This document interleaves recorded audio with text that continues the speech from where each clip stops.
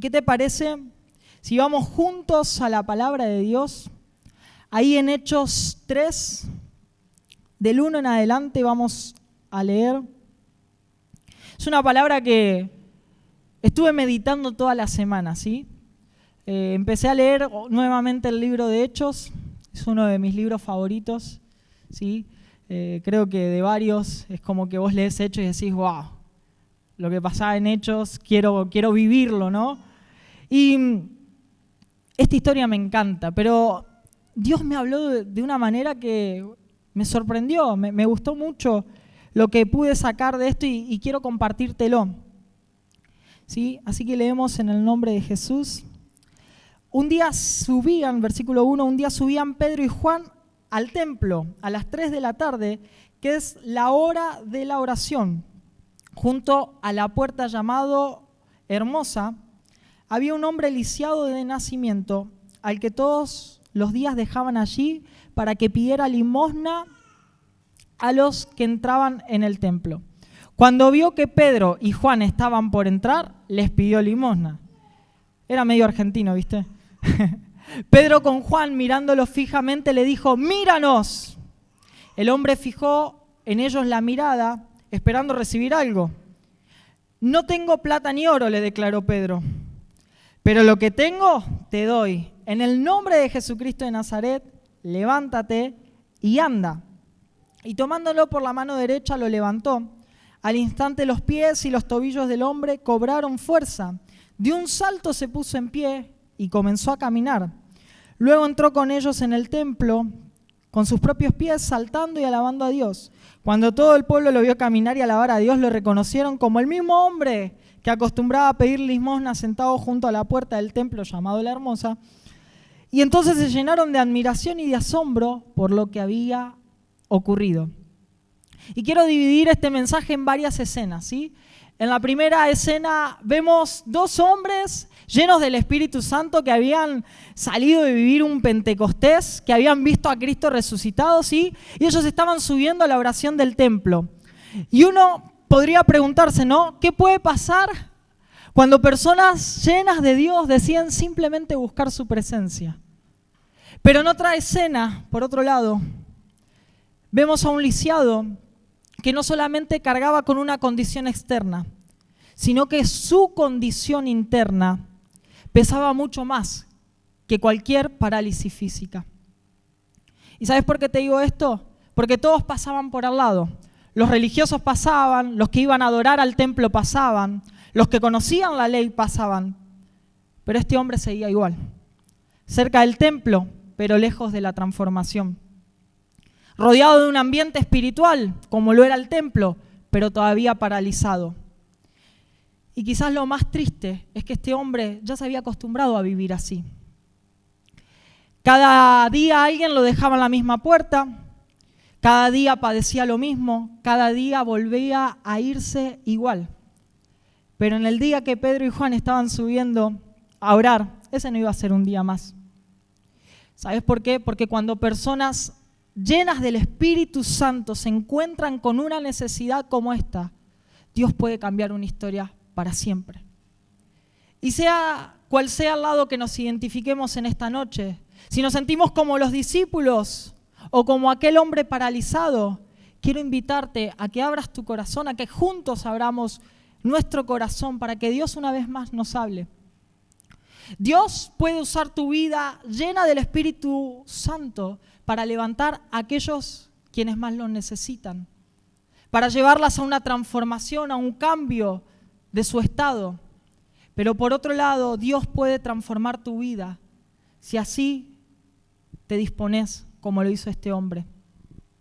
Por eso me gustaría destacar 3 momentos de esta historia que muestran cómo Dios obra cuando una vida se rinde y que también muestra como cuando 2 hombres llenos del Espíritu Santo se encuentran con una necesidad. En ambos casos, Dios obró con poder. El primer momento que quiero compartirte es que ellos hicieron lo que tenían que hacer. Y no me refiero al milagro, me refiero a que estos discípulos habían visto a Cristo resucitado. O sea, imagínate eso. O sea, habían visto a Jesús morir, pero también estar con ellos durante 40 días. Y este mismo Jesús le dijo, esperen en Jerusalén y van a recibir la promesa del Espíritu Santo. Llega Pentecostés, ocurre ese avivamiento mortal ahí en Pentecostés. Se convierte en un montón de personas, la iglesia empieza a crecer, pero ellos estaban haciendo lo que tenían que hacer. A pesar de que miles se habían convertido, ellos no dejaban de buscar al Señor. Seguían fieles a la oración. Y acá encontramos un principio. Nada en nuestras vidas ocurre primero si antes no pasó por lo secreto, si antes no pasó por nuestras rodillas. Por eso la pregunta que quiero hacerte en esta noche es, ¿cuánta prioridad le estamos dando a nuestro momento de intimidad, a nuestra búsqueda del Señor?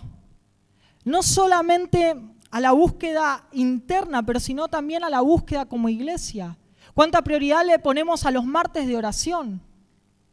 Ellos estaban haciendo lo que tenían que hacer. Si hoy tuvieras que poner en balance un poco tu vida, y hablando de tiempo, ¿cuánto tiempo?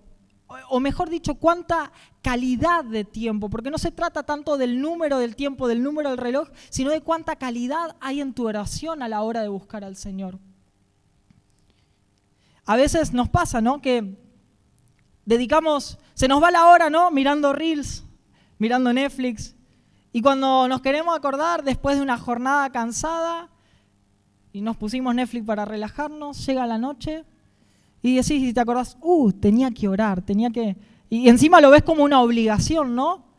Y te acordás tarde y decís, bueno, voy a buscar al Señor. Pero ya estás ahí con las últimas, y lo hablo por experiencia, y vos decís, bueno, voy a buscar al Señor. Señor, te doy gracias. Y ahí se terminó la oración. Cuando te quisiste acordar, ya pasó el día, pasó el otro día. Y hacemos una oración rápida por la mañana y ya salimos a la vida. Y muchas veces nuestros momentos de oración se ven así, se ven cotidianos, se ven como, no, si yo no oro, el Señor me mira mal. Y también lo vemos como una obligación. Pero estos hombres no lo hacían por obligación. Estos hombres no estaban yendo a buscar al Señor porque les sobraba el tiempo, sino porque había una prioridad. Pese a todo lo que habían vivido, ellos decidían buscar al Señor. Y no sé cuántos Pentecostés ocurrieron en tu vida, cuántos momentos hermosos viviste en el pasado, pero no te quedes con lo del pasado. Es necesario que día tras día sigamos buscando en intimidad al Señor. Pedro y Juan estaban haciendo lo que había que hacer. Ellos no estaban buscando protagonismo, estaban buscando genuinamente a Dios. ¿Y sabes qué? Lo demás, lo del milagro, ocurrió por consecuencia. Porque cuando buscamos al Señor, cuando ponemos al Señor primero, lo demás viene como consecuencia.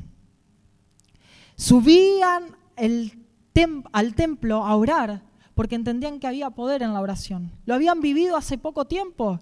Habían esperado en oración, perseverando un Pentecostés. Y eso es lo que ocurrió. La pregunta que también me hacía es que ellos iban camino al templo y se encontraron con el mismo lisiado que posiblemente hacía un montón que estaba ahí. Probablemente llevaba años allí. La pregunta es, ¿por qué lo notaron ahora? ¿Por qué no lo notaron antes? ¿Por qué antes no se dieron cuenta que había un lisiado? ¿Por qué antes no se dieron cuenta que había alguien ahí pidiendo limosnas? Y me llevaba a profundizar que esto ocurre luego del Pentecostés, que ellos fueron llenos del Espíritu Santo y luego notaron la necesidad. Porque cuando nosotros somos llenos del Espíritu Santo, comenzamos a ver las necesidades que antes ignorábamos. Comenzamos a ver que mi hermano de al lado es importante. Comenzamos a ver que mi vecino, mi vecina necesita de Jesús también. Y nos empezamos a interesar por las necesidades del que yo tengo al lado, de mi compañero de trabajo, de mi familiar, el cual antes nunca le había hablado de Jesús. ¿Y sabes cómo se provoca esto? En oración.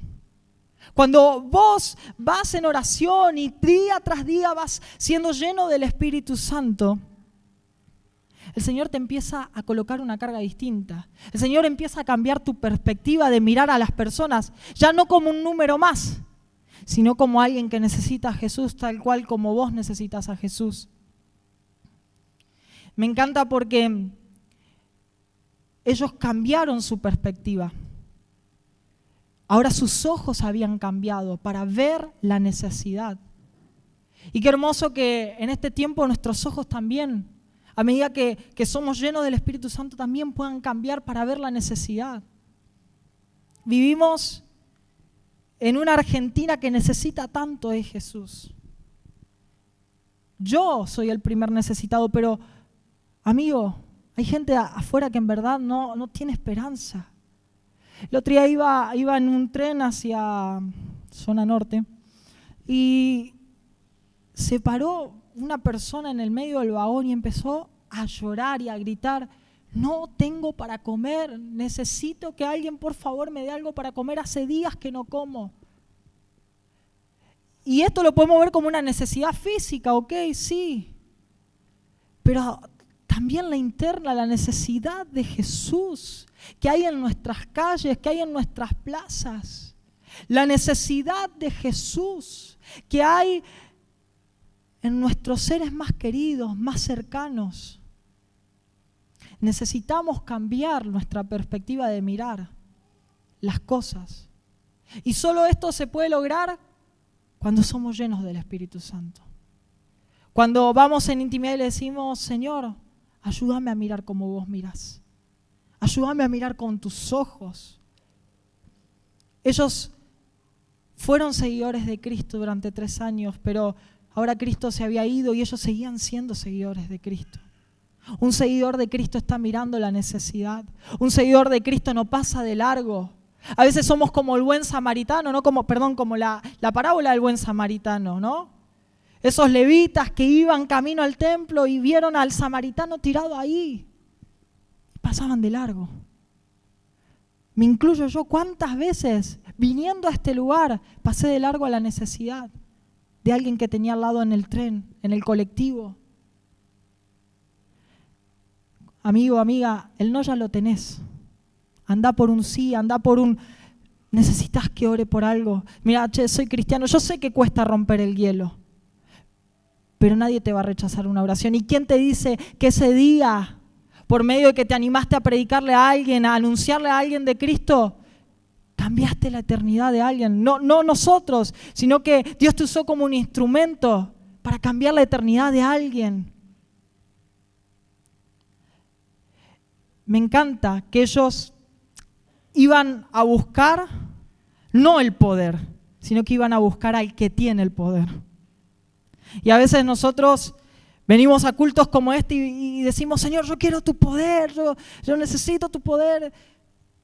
Y en realidad la perspectiva es otra. Nosotros no buscamos el poder, buscamos al que tiene el poder. Nosotros vamos más profundo. Y las cosas, como te decía hoy, ocurren por consecuencia. Me encanta porque también después de este milagro empieza una revolución espiritual en Jerusalén, ¿no? Porque, como que los mismos que lo vieron tantos años ahí afuera del templo, lo vieron entrar al templo, ¿no? Y más adelante podemos leer que a Pedro y a Juan los meten presos, ¿no? Como que causó un revuelo porque el poder de Dios se había manifestado, porque empezaron a ser testigos. Pero esto empezó en un lugar de oración. Empezó con la oración. Ellos estaban en el lugar correcto, a la hora correcta, para que Dios manifestara su gloria. Este hombre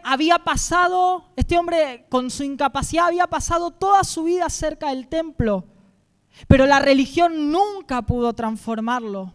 Escuchaba oraciones, veía a la gente pasar, entraba, salía gente, estaba rodeado, se podría decir, de un ambiente espiritual, pero seguía paralizado. Ningún religioso se detuvo, porque la religión no se detiene ante las necesidades de las personas. Y acá nos estamos dando cuenta cuando nosotros vivimos conforme a una religión, ¿no? Nos damos cuenta que vivimos una religión porque no nos mueve el piso la necesidad del otro. Y es fuerte, ¿eh? Es fuerte saber que hay alguien a mi lado que está necesitando de Jesús y te lo está pidiendo a gritos, y vos sabés que te lo está pidiendo a gritos y a vos no te mueve el piso. Había una canción muy vieja, soy de las canciones viejas, creo que es de Jaime Murrell, ¿se dice? Sí.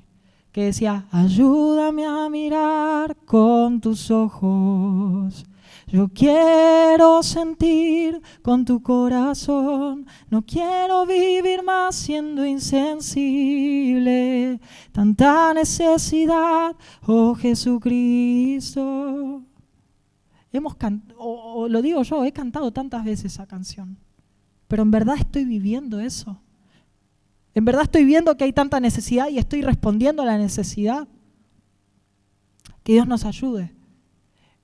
Este hombre lisiado, rodeado de un ambiente supuestamente espiritual, la religión jamás pudo hacer nada por él. Pero ¿saben qué? Cristo sí pudo hacer algo por él. Por eso cuando le preguntaron a Jesús cuál era el camino, Él no señaló la estructura religiosa, Él no señaló al templo. Él dijo: yo soy el camino, yo soy la verdad, yo soy la vida. ¿Sabes por qué? Porque nunca se trató de otra cosa, nunca se trató de la religión, siempre se trató del autor de la vida, siempre se trató del autor de la fe, siempre se trató de Cristo. No se trató de otra cosa, Él es el camino. Y me asombra cada vez que vamos a compartirle a alguien de Jesús y te dice: ¿y de qué religión sos? Como, no, tranqui, venimos a hablarte de Jesús, venimos a hablarte del camino, de aquel que es el camino, no del camino, de aquel que es el camino, de aquel que puede darte vida. El segundo momento que quiero compartirte es que ellos dieron lo que tenían. El hombre esperaba dinero, pero Dios tenía preparado algo mucho mayor. Y a veces es muy humano esto, ¿no? De buscar soluciones que son temporales a nuestro dolor, buscar soluciones que nos saquen del apuro. El dinero a este hombre podía ayudarlo por un momento, pero jamás podía resolver su verdadera necesidad. En este hombre había una necesidad mucho más interna que el dinero que necesitaba ahí. Y es que me identifico mucho porque a veces vivimos nosotros así. Y me identifico con el hombre lisiado específicamente. Queremos resolver lo inmediato, lo terrenal, lo pasajero, mientras que Dios quiere obrar en lo profundo de nuestro corazón, mientras que Dios quiere obrar con respecto a la eternidad. Y tal vez vos viniste diciendo: necesito una oportunidad en mi nuevo trabajo, necesito una respuesta económica, necesito que cambie las circunstancias, pero ¿sabes qué? Dios quiere obrar en eso. Pero si me preguntás qué es lo que más le interesa a Dios, es la condición de tu corazón. El problema del ser humano nunca fue externo, sino que fue lo interno. Y cuando hablamos justamente de lo que es importante, Jesús lo dijo en Lucas 12. Lucas 12, versículo 13 al 21. Uno entre la multitud le pidió: maestro, dile a mi hermano que comparta la herencia conmigo. Hombre, respondió Jesús, ¿quién me nombró a mí juez o árbitro entre ustedes? Tengan cuidado, advirtió a la gente. Absténganse de toda avaricia. La vida de una persona no depende de la abundancia de sus bienes. Entonces les contó esta parábola. El terreno de un hombre rico produjo una buena cosecha, así que se puso a pensar: ¿qué voy a hacer? No tengo dónde almacenar mi cosecha. Por fin dijo: ya sé lo que voy a hacer. Derribaré mis graneros y construiré otros más grandes, donde pueda almacenar todo mi grano y mis bienes. Y diré: alma mía, ya tienes bastantes cosas buenas guardadas para muchos años. Descansa, come, bebe y goza la vida. Pero Dios le dijo: necio, esta misma noche te van a reclamar tu vida, ¿y quién se quedará con lo que has acumulado? Así le sucede al que acumula riquezas para sí mismo en vez de ser rico delante de Dios. Y es que muchas veces se tomó este versículo para explicar que Dios no está de acuerdo con las riquezas. Ese es un tema para otro día. Pero no es lo que Jesús está queriendo decir. El tema es dónde está nuestra prioridad. Ahí Jesús se está enfocando. Y hoy la gente vive así, vivimos así. Nuestra prioridad es consumir, tener más dinero, más trabajo, más dinero, más trabajo. Y estamos metidos dentro de un sistema que no quiere ni prioriza a Jesús. La vida no depende de las abundancias de los bienes, bien dijo Jesús. Uno puede llenar los graneros, llenarse de riquezas y aún así tener un alma vacía.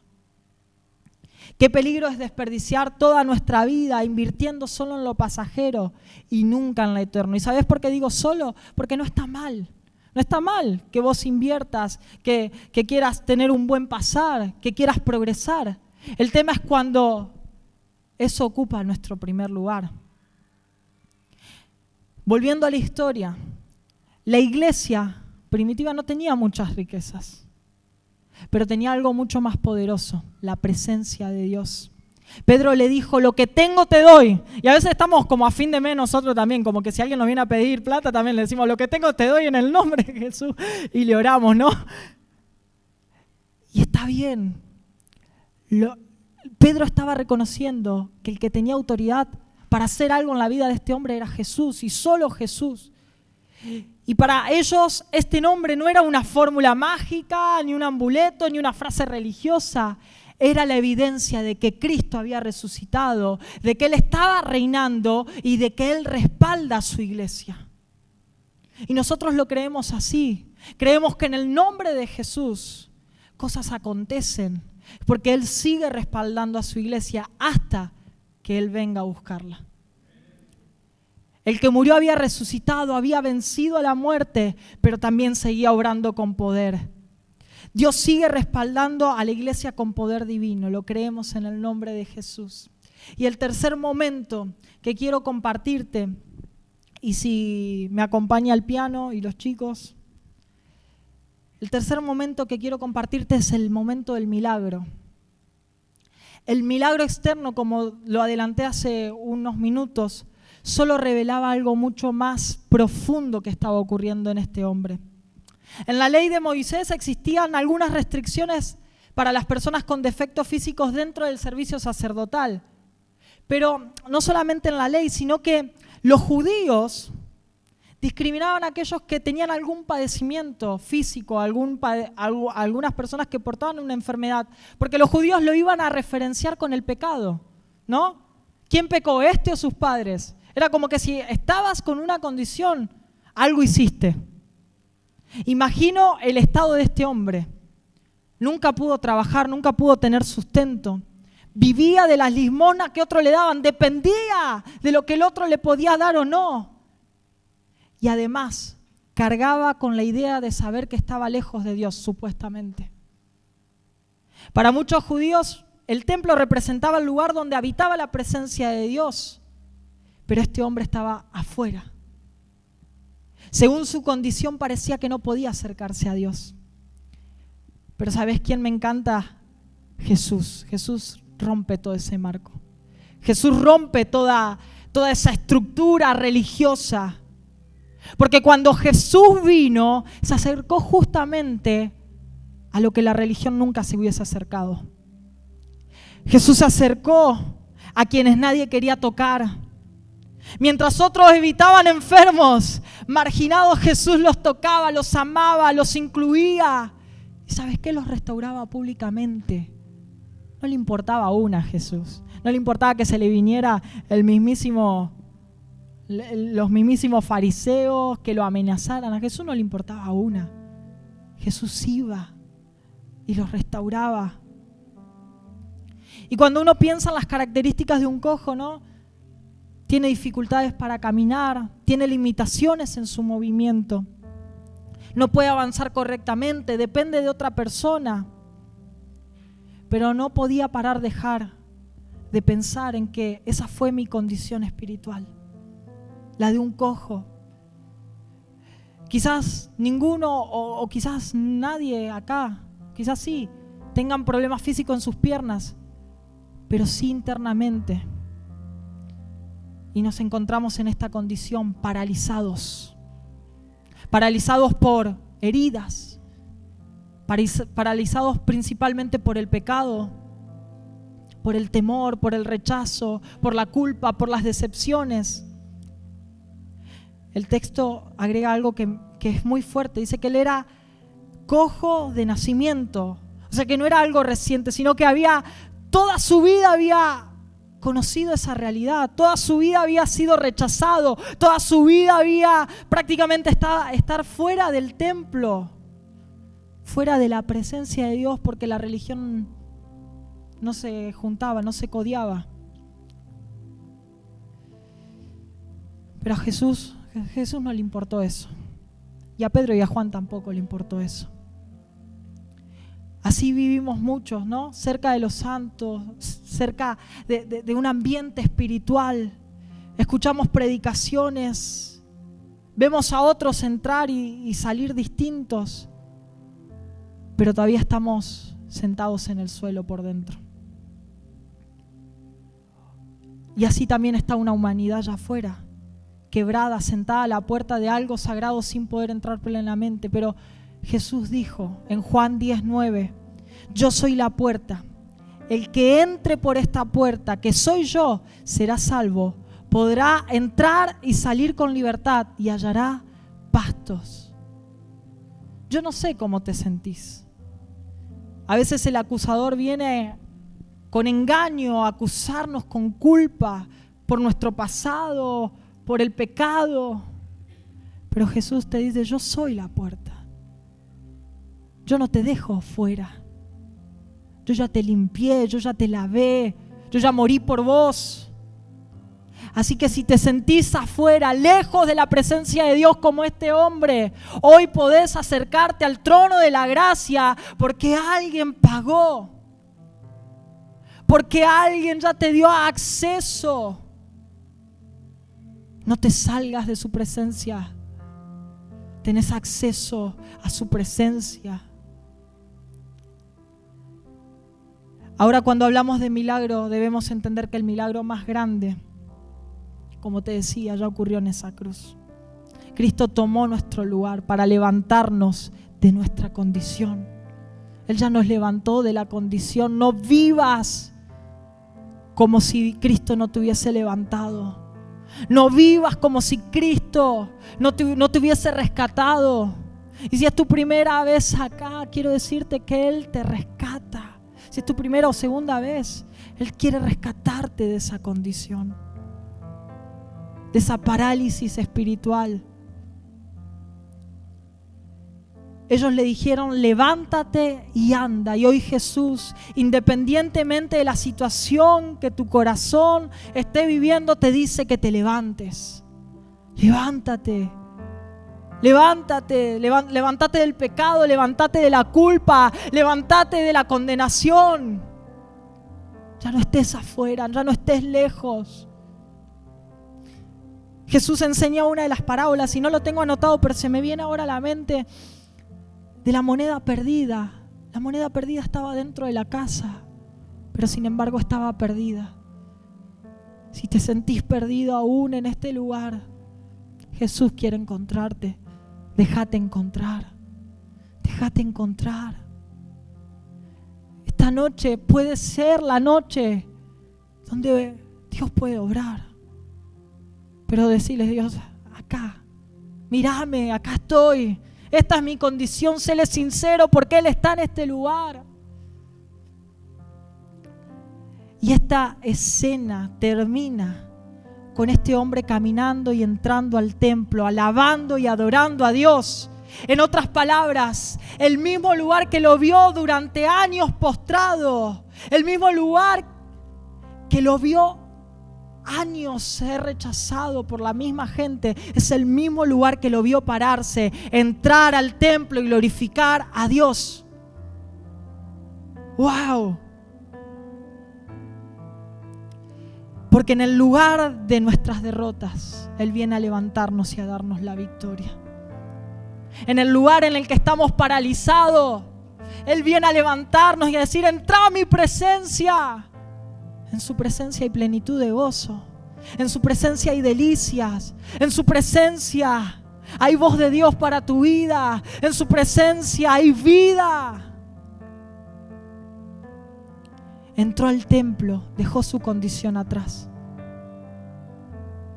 Entró. Yo soy la puerta. Yo soy la puerta. Cuando todo el pueblo le vio caminar y alabar a Dios, lo reconocieron como el mismo hombre que acostumbraba a pedir limosna sentado junto a la puerta. Entonces se llenaron de admiración y asombro por lo que había ocurrido. ¿Querés ponerte de pie? Y oramos. Me asombra esto.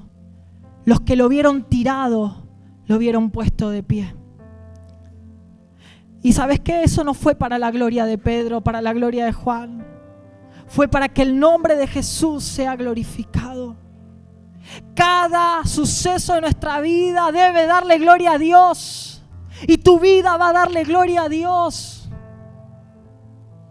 Si hoy tu situación es la de alguien que se encuentra postrado, que no puede avanzar, que siente el peso del pecado y no puede dejar atrás la culpa, el dolor, la condenación, hoy Jesús te invita.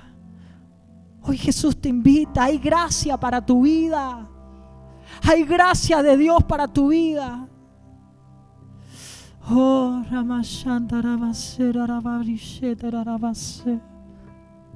no sé con quién te identifiques. Quizás te identifiques con un Pedro y un Juan lleno del Espíritu Santo.